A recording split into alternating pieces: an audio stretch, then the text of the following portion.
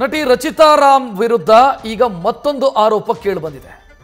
ಸಿನಿಮಾದಲ್ಲಿ ನಟಿಸೋದಾಗಿ ಅಡ್ವಾನ್ಸ್ ಪಡೆದಿದ್ದಂತ ನಟಿ ಆ ನಂತರ ಆ ಸಿನಿಮಾದಿಂದ ದೂರ ಉಳಿದಿದ್ದಾರೆ ಅನ್ನುವಂತ ಆರೋಪ.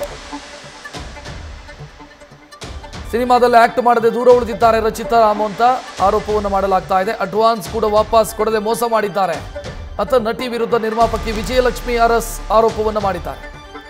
10 ತಿಂಗಳ ಹಿಂದೆ ಈ ವಿಚಾರಕ್ಕೆ ಗಲಾಟೆಯೂ ಕೂಡ ನಡೆದಿತ್ತು. ಈಗ ಮತ್ತೊಮ್ಮೆ ಇದೇ ಆರೋಪವನ್ನು ನಿರ್ಮಾಪಕಿ ಮಾಡ್ತಾ ಇದ್ದಾರೆ. ನಿನ್ನೆ ತಾನೇ ರಚಿತಾ ರಾಮ್ ವಿರುದ್ಧ ಮತ್ತೊಂದು ಆರೋಪ ಕೇಳಿಬಂದಿತ್ತು. ಸಿನಿಮಾದ ಪ್ರಮೋಷನ್ ಆಕ್ಟಿವಿಟೀಸ್ ಅಲ್ಲಿ ಅವರು ಭಾಗಿಯಾಗಿಲ್ಲ ಅನ್ನೋ ಆರೋಪವನ್ನ ಸಂಜು ವೆಡ್ಸ್ ಗೀತಾ ಚಿತ್ರತಂಡ ಮಾಡಿತ್ತು. ಈಗ ಮತ್ತೊಂದು ಆರೋಪವನ್ನ ಮಾಡ್ತಾ ಇರೋದು ಅವರು ರಚಿತಾ ರಾಮ್ ಅವರು ದುಡ್ಡು ತಗೊಂಡು ಆಕ್ಟಿಂಗ್ ಮಾಡೋದಕ್ಕೆ ಬಂದಿಲ್ಲ ಅನ್ನೋ ಆರೋಪವನ್ನು ಮಾಡ್ತಿದ್ದಾರೆ. ಹೆಚ್ಚಿನ ಡೀಟೇಲ್ ನೀಡೋದಕ್ಕೆ ನಮ್ಮ ಪ್ರತಿನಿಧಿ ಲೋಕೇಶ್ ಫೋನ್ ಸಂಪರ್ಕದಲ್ಲಿ. ಲೋಕೇಶ್, ಈಗ 10 ತಿಂಗಳ ನಂತರ ಈಗ ಮತ್ತೆ ಇದು ಮುನ್ನೆಲೆಗೆ ಬರೋದಕ್ಕೆ ಏನ್ ಕಾರಣ?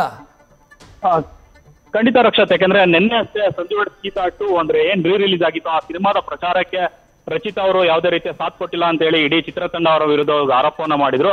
ಆ ನಂತರದಲ್ಲಿ ಇದು ಬೆಳಕಿಗೆ ಬರ್ತಿದ್ದಂತೆ 2 ತಿಂಗಳ ಹಿಂದೆ ಆ ಫಿಲ್ಮ್ ಚೇಂಬರ್ ಅಲ್ಲಿ ಮತ್ತೊಂದು ಕಂಪ್ಲೇಂಟ್ ದಾಖಲಾಗಿರುತ್ತದೆ. ಏನಂತಂದ್ರೆ 8 ವರ್ಷದ ಹಿಂದೆ ಉಪ್ಪಿ ರುಪ್ಪಿ ಅನ್ನೋ ಒಂದು ಸಿನಿಮಾದಲ್ಲಿ ರಚಿತಾ ಅವರಿಗೆ ನಟಿಸಬೇಕಾಗಿರುತ್ತೆ. ಅದರಲ್ಲಿ ಉಪೇಂದ್ರ ಅವರು ಕೂಡ ನಾಯಕರಾಗಿರ್ತಾರೆ.